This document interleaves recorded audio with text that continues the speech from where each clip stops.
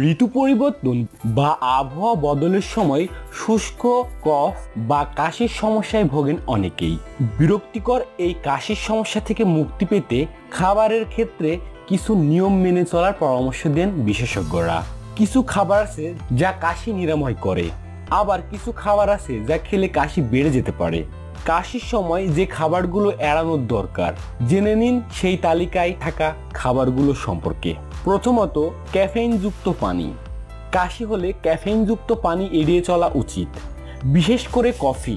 কাশির সময় কফি খাওয়া হলে তা গলা শুকিয়ে ফেলে, এতে কোনো কিছু গিলতে অস্বস্তি হয়।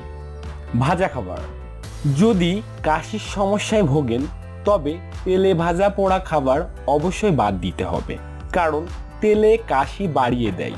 কড়া ভাজা খাবারও এ সময় এড়ানো উচিত, কারণ তা কাশিবর্ধক ও গলা চুলকানোর জন্য দায়ী। প্রক্রিয়াজাত খাবার। প্রক্রিয়াজাত খাবার শরীরের জন্য ভালো নয়। এটি মানুষের রোগ প্রতিরোধ ক্ষমতা কমায় এবং শরীরের সুরক্ষা ব্যবস্থার উপর প্রভাব ফেলে। সাদা পাস্তা, সাদা রুটি, চিপস, প্যাকেটজাত নাস্তার মতো খাবার কাশির সময় অবশ্যই বাদ দিতে হবে। অ্যালকোহল।